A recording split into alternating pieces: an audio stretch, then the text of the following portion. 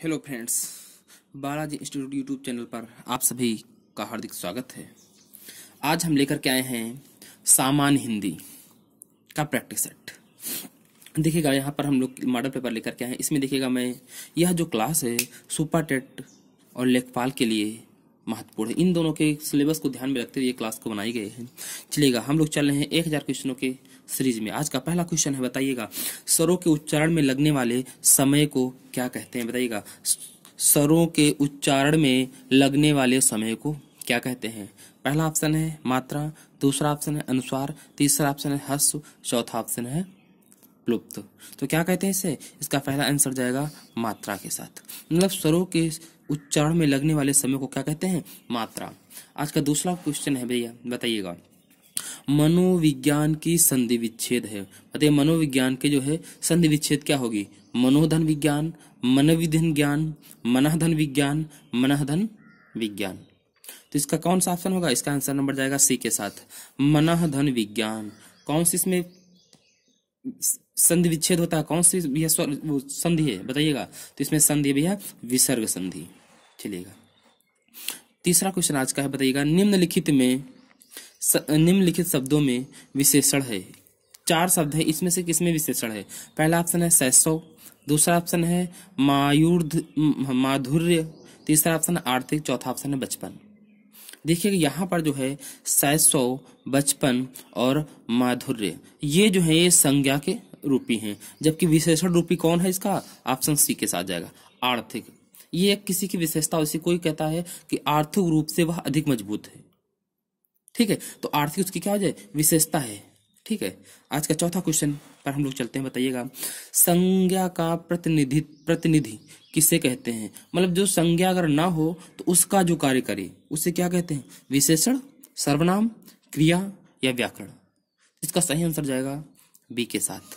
क्या कहते हैं? सर्वनाम को। मतलब सर्वनाम क्या करता है? संज्ञा का प्रतिनिधित्व करता है। चलिएगा, आज का 5वां क्वेश्चन लास्ट यहाँ पर क्वेश्चन है, बताइएगा लिप चिन्हों के व्यवस्थित क्रम को क्या कहते हैं। समझिएगा, इस क्वेश्चन को मैं बहुत आपको अच्छे समझाऊंगा, इससे कई क्वेश्चन पूछे आते हैं। तो लिप चिन्हों के व्यवस्थित क्रम को क्या कहते हैं? वर्ण, ध्वनि, अक्षर या वर्णमाला। तो इसका सही आंसर जाएगा वर्णमाला। देखिएगा, यदि आपसे कह दे लिप चिन्हों के व्यवस्थित क्रम को क्या कहते हैं, तो भी वर्णमाला। यदि आपसे कह दे वर्णों की व्यवस्थित क्रम को क्या कहते हैं, तब भी आपका आंसर जाएगा किसके साथ? वर्णमाला के साथ।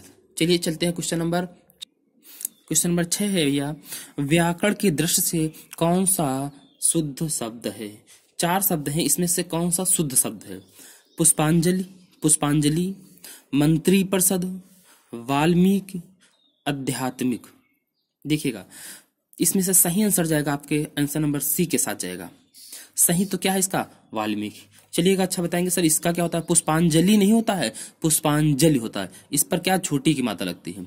मंत्री परिषद नहीं होता है, मंत्री परिषद होता है, इस पर भी छोटी की मात्रा लगेगी। आध्यात्मिक नहीं होता है, आध्यात्मिक होता है, बड़ा आ लगेगा यहाँ पर।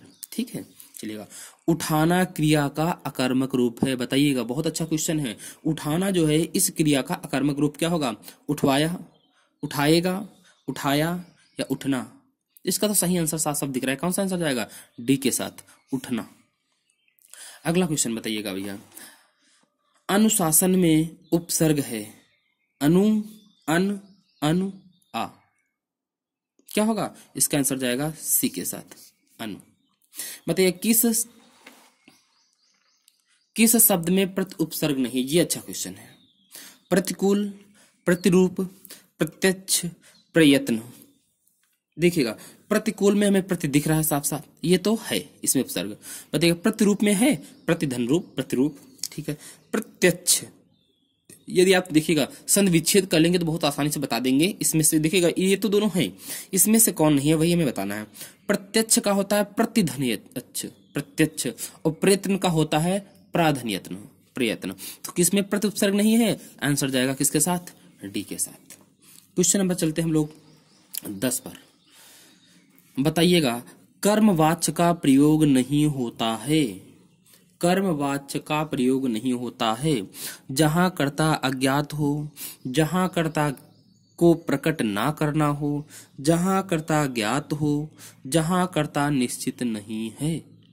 बताइएगा। देखिए कर्म वाच्य का प्रयोग नहीं होता है, अर्थात इसके अलावा कोई और प्रयोग होता है। जहां कर्ता अज्ञात हो वहां कर्मवाच्य सही है, ये हो जाएगा। जहां कर्ता को प्रकट न करना वहां भी कर्मवाच्य का प्रभाव करते हैं। जहां कर्ता निश्चित नहीं हो वहां भी कर्मवाच्य होता है। लेकिन जहां कर्ता ज्ञात हो वहां पर क्या होता है, वहां पर होता है कृतवाच्य। तो इसका मतलब आंसर नंबर कहा जाएगा सी के साथ। जहां कर्ता ज्ञात हो उसे कहते हैं कृतवाच्य। तो वही कह रहा है कर्मवाच्य का प्रयोग नहीं हुआ है। जहां कर्ता ज्ञात हो इसका मतलब इसमें कर्मवाच्य है, इसका मतलब इसमें कृतवाच्य नहीं है। ऑप्शन नंबर सी के साथ चला जाएगा। बताइएगा स्वर संधि के कितने भेद हैं? स्वर संधि के कितने भेद हैं? तो आंसर नंबर जाएगा किसके साथ? सी के साथ, 5। कौन कौन से स्वर संधि के भेद हैं? दीर्घ संधि, वृद्धि संधि, यड़ संधि, अयादि संधि और वृद्धि संधि। अब बताइएगा इसके बाद क्वेश्चन नंबर 12 पर चलते हैं हम लोग। बताइएगा ये भी बहुत अच्छा क्वेश्चन है। बताओ व्याकरण की दृष्टि से कौन सा शब्द सही है? जानकी, कोमंगलनी, कोमंगिनी, सहनाइयां, तितलियां, कौन सा सही ऑप्शन है? इसका सही आंसर जाएगा डी के साथ, तितलियां सही है व्याकरण दृष्टि। अच्छा जानकी का क्या होता है? जानकी होता है, बड़ी की मात्रा लगेगी इस पर। देखिएगा इसका होता है कोमलंगिनी का होता है कोमंगिली होता है कोमंगिनी, ठीक है। सहनाइयां क्या क्या होता है? देखिए जहां पर बड़ी ई लगी है यहाँ पर छोटी होती है, सहनाइयां होता है, ठीक है। यहाँ पर कौन सी लगेगी? छोटी ई लगेगी, ठीक है, अर्थात ये नहीं मात्रा लगेगी बड़ी वाली, ठीक है। चलिएगा क्वेश्चन नंबर आज के हम चलते हैं 13 नंबर। चलिए क्वेश्चन नंबर आज का 13 बताइएगा सम्राट का स्त्रीलिंग है? महारानी, सम्राटी, साम्राज्ञी, रानी। तो सम्राट का स्त्रीलिंग क्या होगा?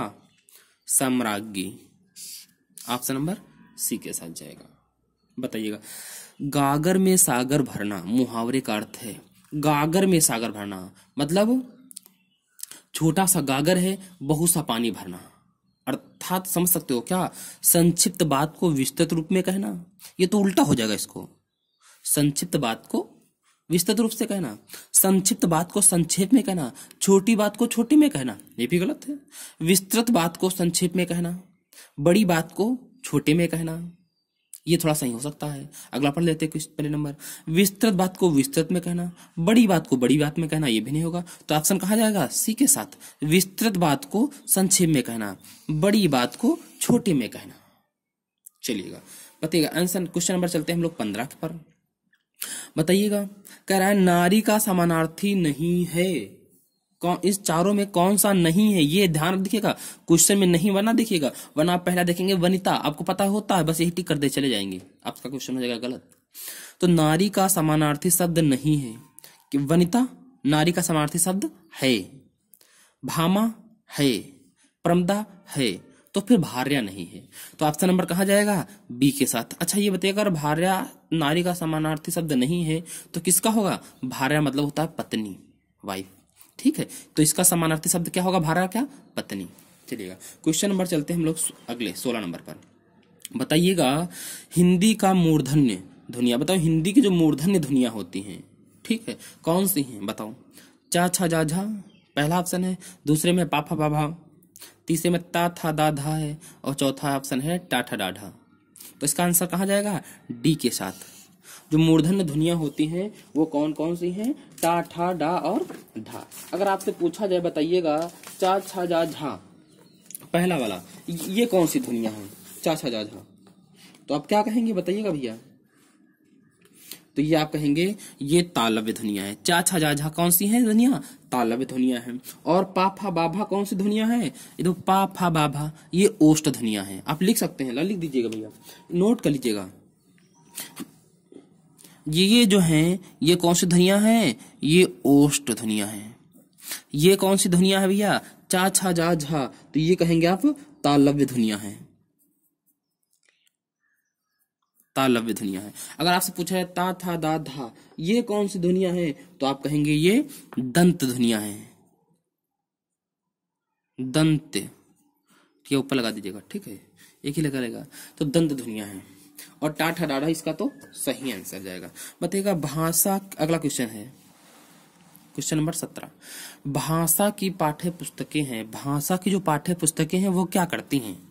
मनोरंजन के साधन है, अगला ऑप्शन सीखने के साधन है, या साक्षर बनने के साधन है, नौकरी प्राप्त करने के साधन है। देखिएगा, आप इसका मनोरंजन के साधन है, ये तो ऑप्शन आप काट देंगे, डी ऑप्शन भी आप काट देंगे। अब लेकिन मैटर फंसेगा बी और सी पर। बताइए, सीखने के साधन है कि साक्षर बनने के साधन है? भैया ये ऑप्शन नंबर बी के साथ जाएगा, सीखने के साधन है। जो भाषा की पाठ्य पुस्तकें होती हैं इनसे हम लोग सीखते हैं, ठीक है। चलिएगा क्वेश्चन नंबर अगले पे चलते हैं 18 पर। बताइएगा, किस शब्द में अनुस्वार का प्रयोग हुआ है? किस शब्द में अनुस्वार का प्रयोग हुआ? नमः, गांव, बाल, हंस। बताइएगा, तो इसका आंसर जाएगा डी के साथ। हंस में किसका प्रयोग हुआ है? अनुस्वार में। चलिएगा 4 क्वेश्चन मैं आपको बताता हूं। अगर आपसे पूछा जाए नमः में कौन सा किसका प्रयोग हुआ है, तो आप कहेंगे नमः में विसर्ग का प्रयोग हुआ है। अगर आपसे पूछा जाए गांव में किसका प्रयोग हुआ है, तो क्या कहेंगे आप? अनुनासिक का। अगर पूछा जाए बाल, इसमें किसका प्रयोग है? भैया इसमें प्रयोग हुआ है आगत ध्वनियों का। किसका? आगत ध्वनियों का। लिख सकते हो, आगत ध्वनियों का, ठीक है। चलिएगा क्वेश्चन नंबर चलते हैं 19 पर। बताइएगा, हिंदी कौन सा हिंदी उपसर्ग नहीं है? ये भी बहुत अच्छा क्वेश्चन है। आ, दु, प्रा, पर। बताइएगा, तो आप लोग कमेंट करके ये बताइएगा हिंदी में कितने उपसर्ग होते हैं। इसका सही आंसर जाएगा सी के साथ, क्योंकि ये संस्कृत का उपसर्ग है। चलिएगा आज के क्वेश्चन नंबर चलते हैं हम लोग 20 पर। कह रहा है अनल अनिल का अर्थ क्रमशः है। देखिएगा, अनल और अनिल का अर्थ क्रमशः बताना है। वायु जल, अग्निवायु, जल थल, थल वायु।